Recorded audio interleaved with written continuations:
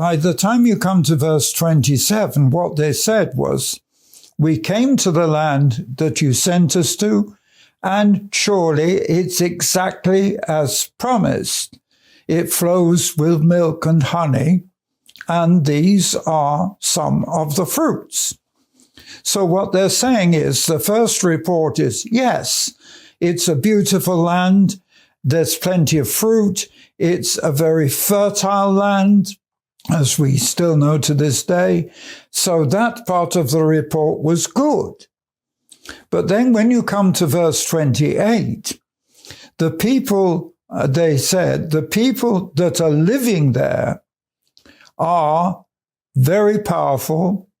Their cities are walled and big. And we saw the children of Anak there. Now, the children of Anak actually are the giants. And it's quite interesting. This is a completely separate subject in itself, which intrigues me, and I can't deal with it now. Maybe I'll deal with it later, because this story of the giants is quite something it's very, very interesting. Anyway, so they saw the children of the giants. They also saw the Amalekites, the Jebusites, the Amorites, the Canaanites, and so on. So they saw all the people, right from the mountain to the sea and to the coast of Jordan. That's the River Jordan. Now, the first person to speak was Caleb in verse 30. And in front of Moses and all the people, Caleb was very strong. This is verse 30. Let us go up at once and possess it, for we're well able to overcome it. But in verse 31, 10 of the men said, we're not able to go up against the people, for they are stronger than we are. And they brought up an evil report of the land that they'd searched. It's a land that got giants, as they said. So it's very interesting that at this point, the main report is from Caleb, and we know also he was supported by Joshua. He and Joshua were agreed. And they said, yes, whatever the difficulties, we can go up. But the 10 said, it's impossible. The task is too big. We can't do it. And in chapter 14, of course, the congregation wept. And then they turned against Moses and Aaron, really saying we'd been better to have died in Egypt or died in the wilderness. Why have we been brought here to this promised land only to fall by the sword so that we will die? It's better for us to return to Egypt. Now, we know the outcome of this story is ultimately that, and it's so sad, that the children of Israel had to wait 40 years from this point until they finally entered the land. And you know, I see this because in a way I liken the children of Israel to Christians and to the church. And I see us as typical, because the crossing of the Red Sea, when Moses led Israel into freedom through the Red Sea, to us, that's a symbol of the blood of Christ, that we come through the blood of Christ from sin into salvation. But we then have to travel through our lives in order to finally enter God's heavenly kingdom, the kingdom that Jesus was talking about so much, which is typified by Canaan. In fact, the final crossing into Canaan was through the Jordan. And usually, symbolically, the River Jordan is symbolizing death. that crossing the Jordan is when we die to pass into the kingdom.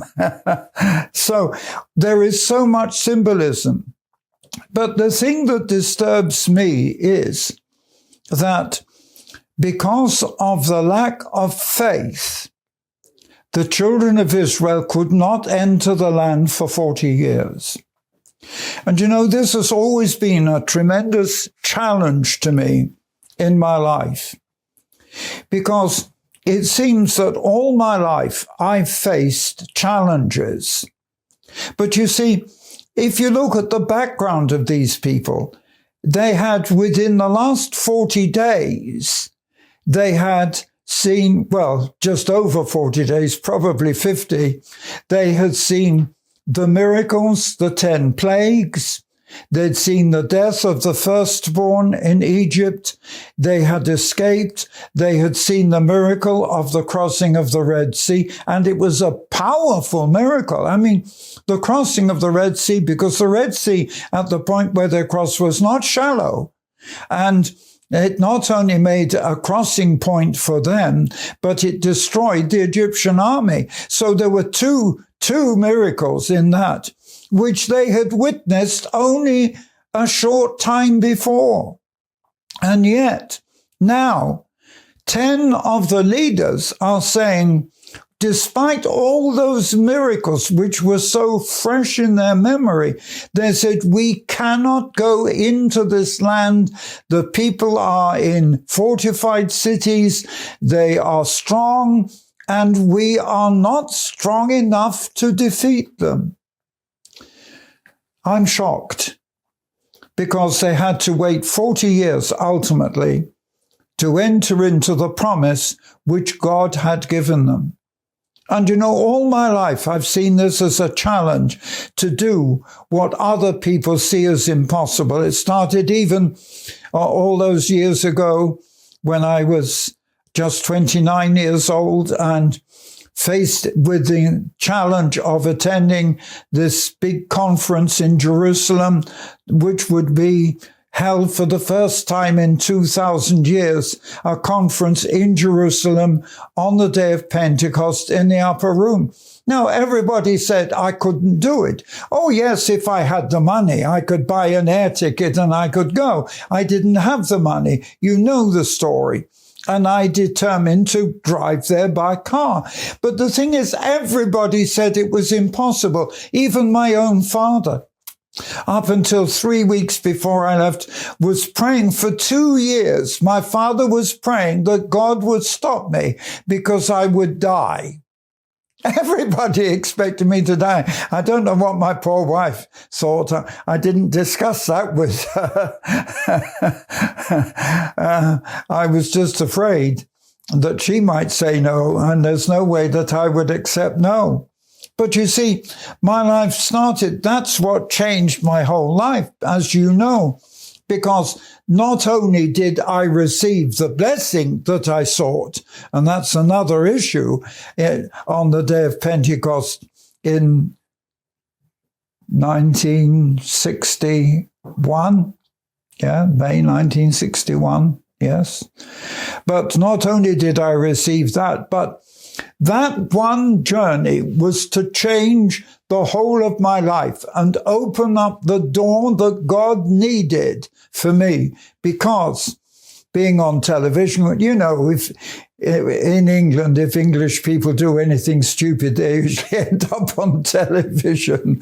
And yes, I ended up on television, and there was a lot of publicity because I had done it. And the result was that other people wanted to go, and eventually I had to go back. And you know that I continued to go back, but that changed my life because I was firstly going into Israel, but I was going behind the Iron Curtain. That opened up the whole Iron Curtain. And so what was eventually to become a travel company became the means by which I could, for all those years, for 12 years before I was arrested, smuggle the Bibles and so on, and begin a ministry which has lasted for 60 years.